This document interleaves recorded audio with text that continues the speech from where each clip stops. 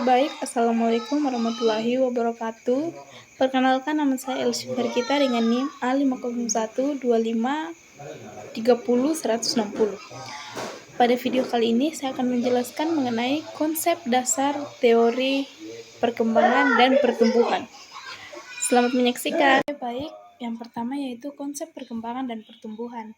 Pengertian pertumbuhan. Pertumbuhan adalah perubahan fisik yang bersifat kuantitatif dan bersifat dapat diukur. Contohnya yaitu tinggi badan, berat badan, atau ukuran organ tubuh.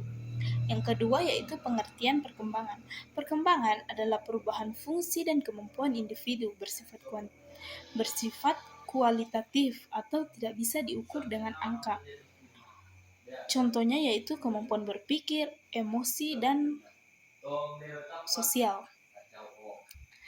Selanjutnya yaitu perbedaan pertumbuhan dan perkembangan.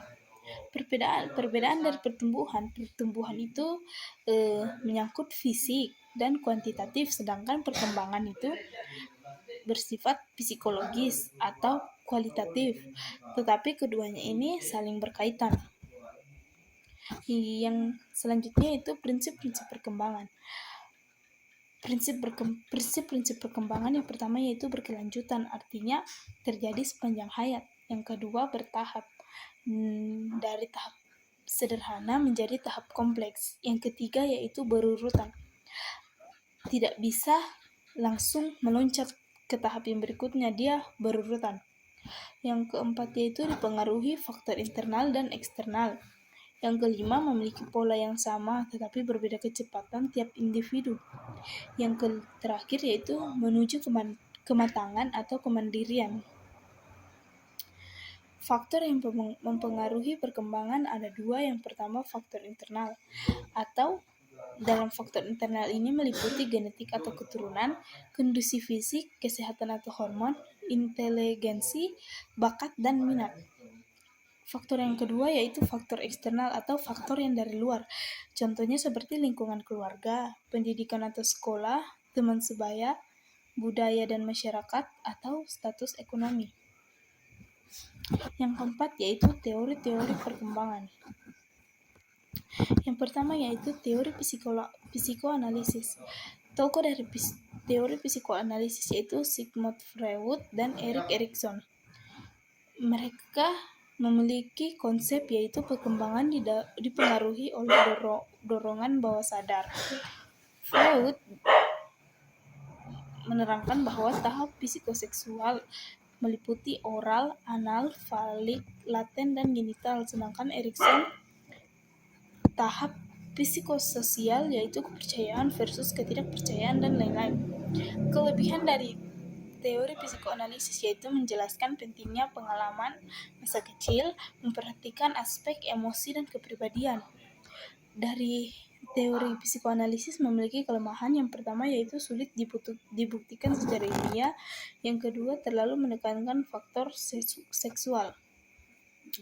Teori yang kedua yaitu teori kognitif dari Jean Piaget.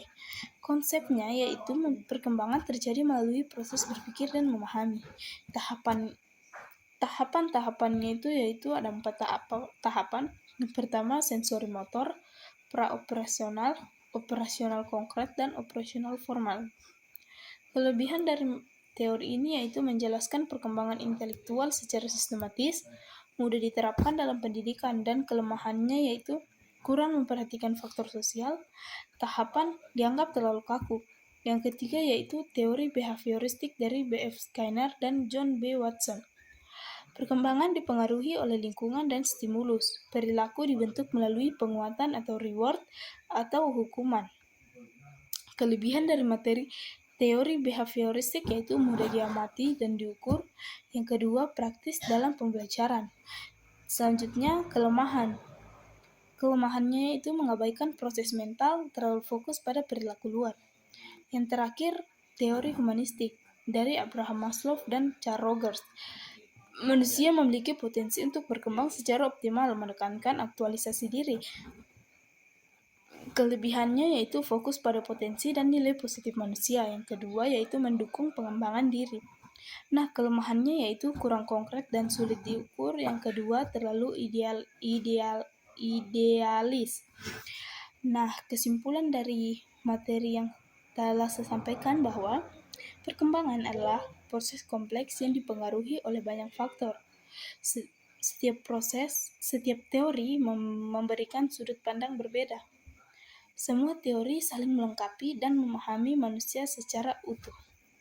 Baik, itu tadi materi yang dapat saya sampaikan. Kurang lebihnya saya mohon maaf.